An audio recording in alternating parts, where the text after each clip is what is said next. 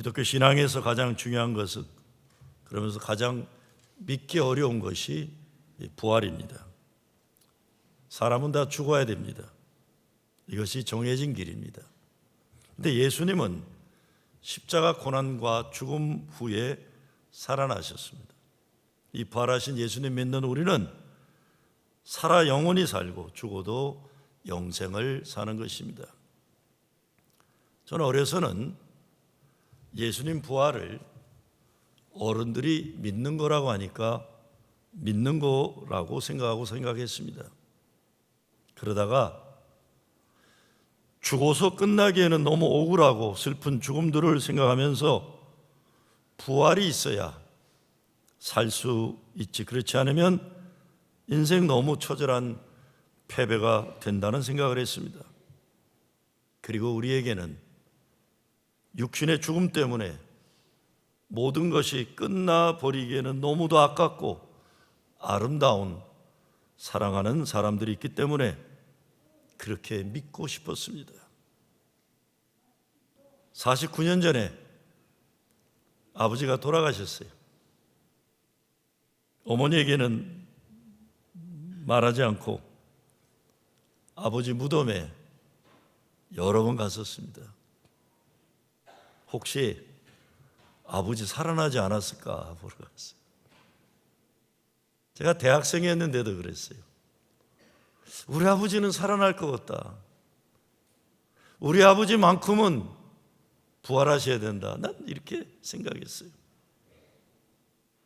시카고 추운 겨울, 공동묘지에 불어오는 바람이 얼마나 매서운지, 죽음이라는 것이 내 믿음과는 전혀 관계없듯이 정말 잔인하게 매정했었습니다. 죽음이라는 것은 진짜 생생한 현실입니다. 근데 시간이 지나면서 깨달아지는 것은 예수님 부활은 내가 믿고 싶거나 믿고 싶지 않거나 그것에 좌지우지 되는 것이 아니라는 것입니다.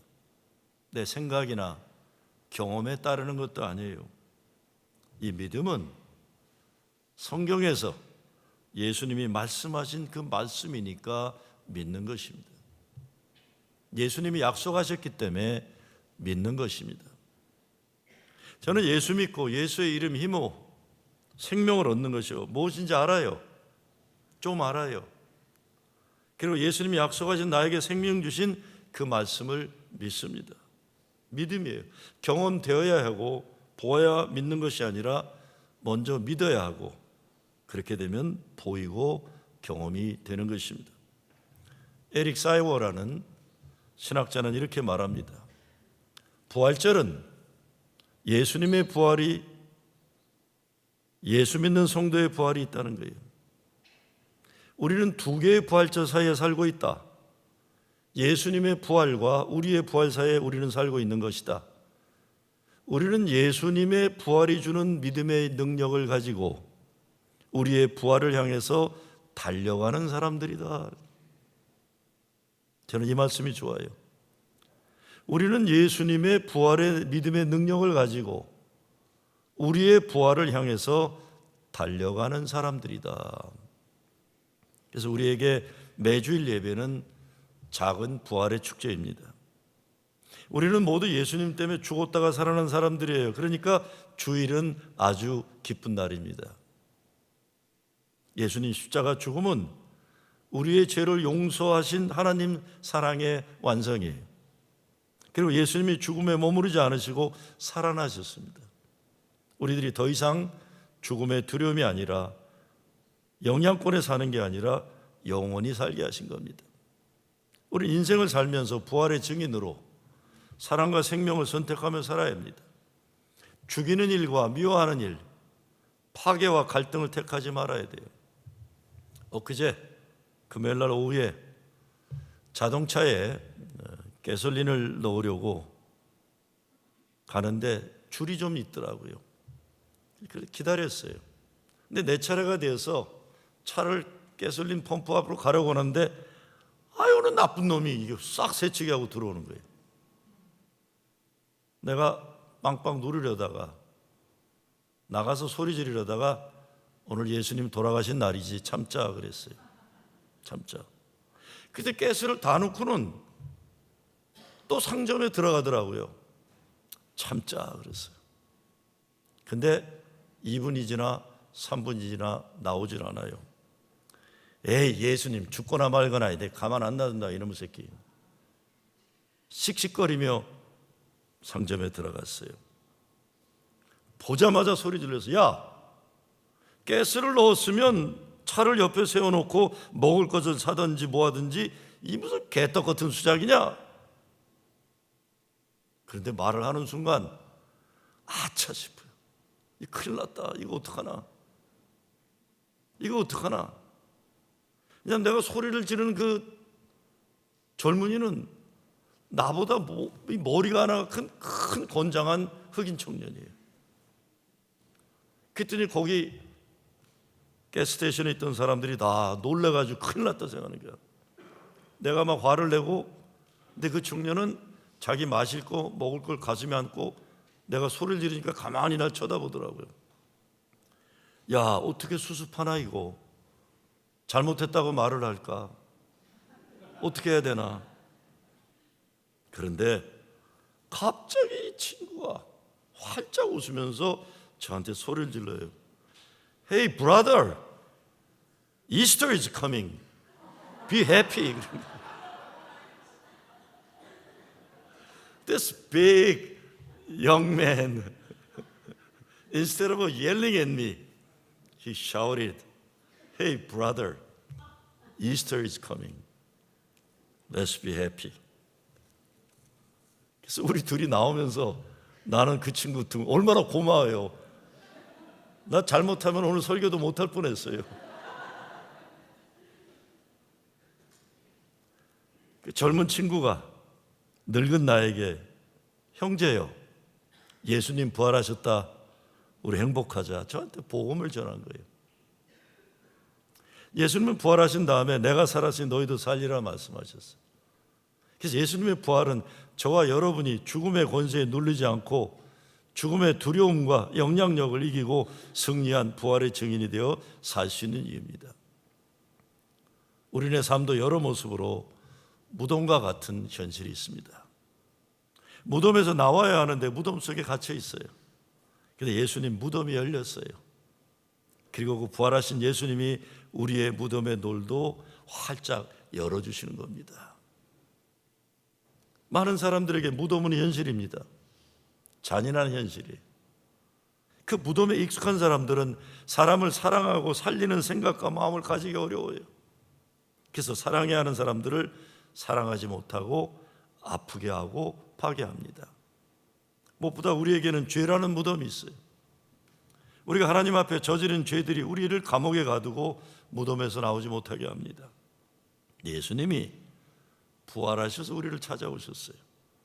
찾아오셔서 우리를 치유하시고 자유케 하시고 해방하시고 구원하신 겁니다. 그래서 예수의 부활은 예수님이 약속하신 말씀이 이루어진 것입니다. 예수님이 분명하게 살아난다고 그랬는데 제자들 기억하지 못했어요. 제자들 기억하지 못했어요. 이것이 우리 인간이 가지는 한계입니다. 사람은 자기 경험과 자기 지식의 틀을 벗어나지 못해요. 그래서 마리아는 무덤을 떠나지 않고 사랑하는 예수님에 대한 마지막 도리를 다하려고 있다. 그래도 예수님 만나는데 베드로와 다른 남자 제자들은 그냥 집으로 가고 말았어요. 오랜 동안 듀크 대학 교목실장을 지낸 윌리엄 윌리먼 감독이 예수님이 우리를 찾아오신 것에 대해 어떤 죽음을 앞두었던 남자와 대화에서 이렇게 의미를 부여합니다. 나는 죽음을 며칠 앞둔 그에게 두렵지 않느냐고 물었다. 그때 그는 두려움 아니다라고 그랬다. 그때 나는 예수님을 믿기 때문에 두렵지 않다. 그래요. 우리 모두 하나님 손에 있다는 것을 알기 때문에 미래가 두렵지 않고 소망할 수 있죠. 나는 목사이기 때문에 좀 거룩한 목소리로 그에게 말했다. 아닙니다. 나는 미래를 생각하기에 두렵지 않은 것이 아니라 내 과거의 경험 때문에 두렵지 않습니다. 내 인생을 돌아다 보면 수많은 실수는 물론 예수님으로부터 멀어졌던 삶들, 내 마음대로 살았던 시간들, 믿음에서 떨어져서 잃어버렸던 나날들을 생각합니다. 그런데 그때마다 주님께서 나를 찾아오셨습니다. 내 앞에 나타나셨고 나를 붙잡아 주셨습니다. 내가 그분을 찾지 않을 때도 주님은 나를 찾아주셨습니다. 그분의 사랑은 죽음마저도 이기고 나를 찾아올 것으로 나는 믿습니다. 그래서 내 과거를 생각해 보니 죽음이 두렵지 않습니다. 예수님이 반드시 찾아올 것이기 때문에 주님이 우리한테 오시는 거예요. 무덤이 열렸다는 것은 우리 인생의 무덤이 끝이 아니라는 것을 말하고 있어요. 그것이 주일에 예배드리는 우리에게 주어지는 믿음의 현실입니다. 주일을 지키는 우리들은 예수님이 부활하셔서 우리 가운데 살아계시다는 것을 믿는 사람들이. 그러니까 우린 더 이상 죽음이 우리의 오늘과 미래를 지배하지 않고 부활하신 주님의 사랑과 은혜가 우리를 주장하는 삶을 사는 것입니다. 근데 이것이 예배를 통해 이루어지는 것이죠. 예수 믿게 되면 예배 드림이 얼마나 큰 축복인지 깨닫게 됩니다. 예배 드려야 진정한 행복이 가능합니다. 죽음에서 부활하신 예수님을 예배 드리는, 그렇게 되면 죽은 것들이 다시 살아나는 것입니다. 죽은 것들이 살아나요. 근데 오늘 본문을 읽다가 제 마음에 새삼스럽게 들어온 말씀은 5절이에요. 굽으려 세마포 놓인 것을 보았으나 그랬어요. 영어로 보면 He bent over and looked.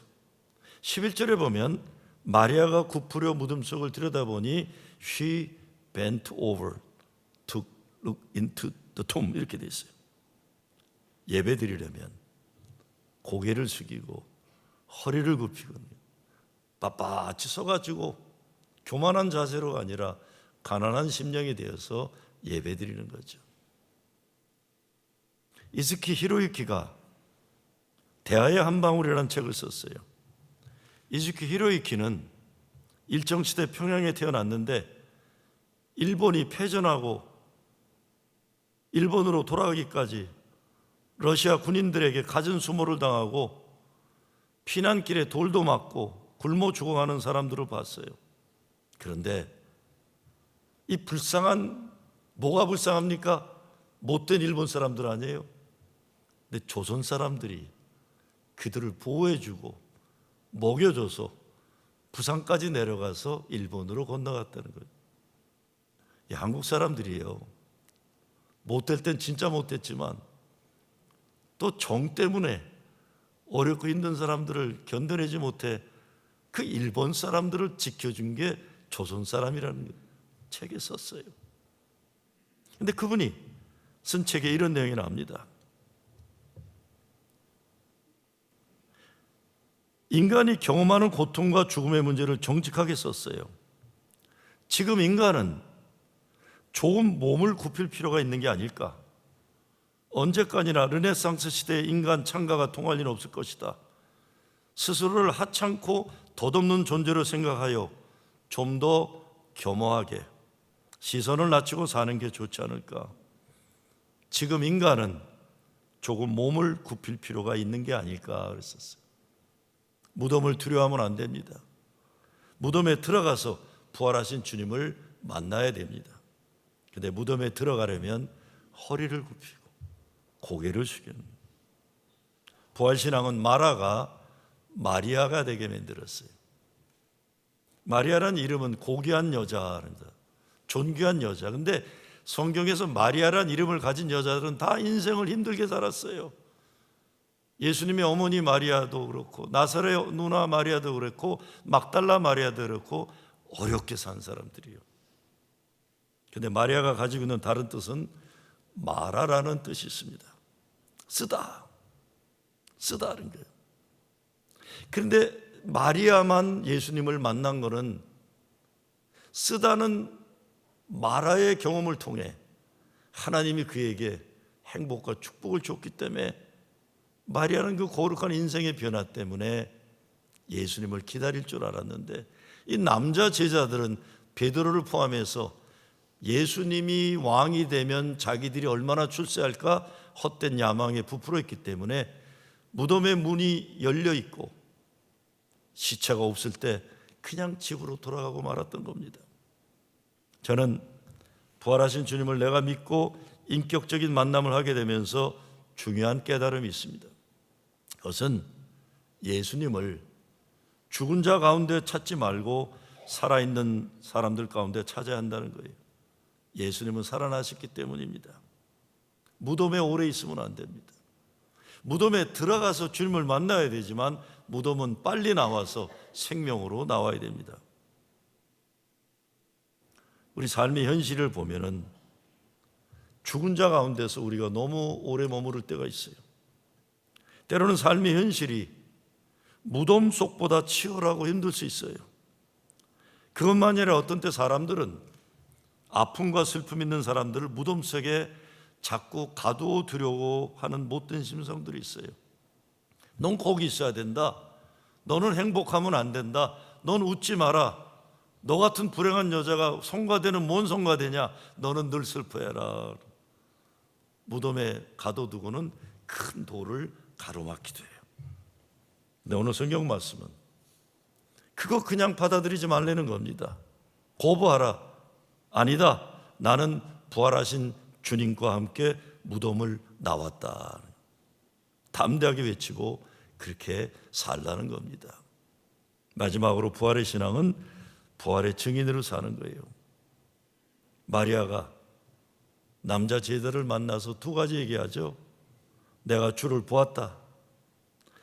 주께서 이렇게 말씀하셨다는 거예요. 우리는 매 주일마다 예배를 드리고 나와서 세상에 나가야 하는 일이 내가 주를 보았다는 증거입니다. 그리고 주님께서 말씀하신 걸 나누는 거죠. 부활의 증인의 사명은 더 이상 죽음의 기운으로 사로잡혀 있던 역사를 거부하고 사랑과 생명의 하나님 나라 구원 역사를 위해 갈릴리로 가야 됩니다. 갈릴리에서 주님 만나죠.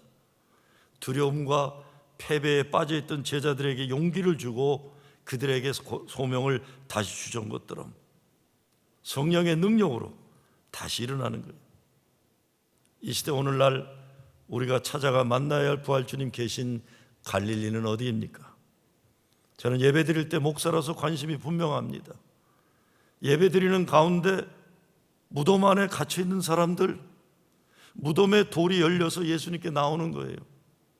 여러분의 삶과 가정이 더 이상 지옥이 아니라 천국이 되기를 바라는 거예요. 그래서 기도합니다. 하나님, 우리 교인들이 나와야 할 무덤과 지옥과 감옥이 있습니다. 저들 혼자의 힘으로 나오지 못하는 것 주님 아십니다. 주님, 우리 교인들을 묶어두는 무덤과 지옥과 감옥 문을 열어 주시옵소서. 예수 부활은 수백, 수천, 수억의 사람들을 변화시켰어요. 예수님 부활로 세상이 갑자기 변화되진 않았지만 세상을 변화시켜야 할 제자들의 삶을 변화시키신 겁니다. 우리들 인생에 많은 어려움들이 있어요. 어두운 모습들이 있어요. 소망을 잃어버린 현실들이 있습니다. 그리고 이런 것들 때문에 우리는 죽음의 두려움과 죽음의 권세에 눌려 살게 되면 이 기가 막힌 상태에 있는 내 아들, 내 딸이 소망이 있을까? 내 사랑하는 남편, 아내가 살아날 수 있을까? 우리 가정이 앞으로 어떻게 될까? 걱정과 근심과 두려움이 현실일지라도 부활하신 주님 믿는 믿음의 소망이 있는 겁니다. 주님이 약속하셨기 때문에. 제가 오늘 아침에 사진을 한 장 받았어요. 저와 같이 사역했던 옛날 목사예요. 한 20년 전에 딸이 둘이 있었는데 첫 딸이 19살 때 세상을 떠났어요. 그러고는 1년 후에 둘째 딸이 세상을 떠났어요. 그리고는 부인이 젊은 놈하고 도망가고 말았어요. 저를 찾아와서 엉엉 울면서 목사님 나 좀 살려주세요. 나도 사역할 수 있게 해주세요. 야, 네 나이가 몇인데, 그리고 너는 고신 출신, 보수 장로교 중에도 아주 보수 고신 출신인데 감리교에서 너 사역 못한다. 목사님, 나 숨 막혀 죽겠어요. 살려주세요. 저와 같이 사역을 했어요. 매일 같이 걸으면서 한번 제가, 야, 김 목사, 너라면 하나님 저주하고 나 같은 목회 안 하겠다. 그렇게 하나님이 못되게 했으면 나라면 하나님 저주하겠다.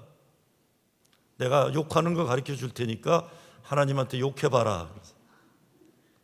엉엉 울어요. 난 못해요. 난 못해요. 내가 하나님마저 믿지 않으면 난 어떻게 살아요? 난 못해요. 근데 그 친구는 1년에 몇 번 저한테 사진을 보내와요. 자기 두 딸이 묻혀있는 무덤 근처에 내 막내 아들 놈 무덤이 옆에 있어요. 사진을 찍어서 보내와요. 목사님, 오늘 꽃이 이렇게 아름답네요. 이 무덤에 있는 꽃들이 이렇게 아름답네요. 오늘도 사진 찍어 보냅니다. 제 옛날 아틀란타에 있던 부목은 저희 시카고의 아버님, 어머님 산소 사진을 늘 찍어서 보내고, 또 아틀란타는 또 그렇게 자기 딸들 무덤에 갈 때마다 똑같은 꽃을 갖다 놓는 제 옛날 부목사가 지금도 보내왔어요. 여러분, 우리가 무덤에 매몰되어 살려면 한이 없습니다. 무덤 속에서 나오지 못하는 게 우리 인생의 운명이 될 수 있는데, 예수님이 살아나셔서 내가 살았으니 너희도 살리라 우리에게 말씀 주시고 약속해 주시는 거예요. 이제 이 믿음으로 죽음의 두려움과 권세를 물리치고 예수 사랑과 생명으로 살아가는 여러분 되시길 주의 이름으로 축원합니다.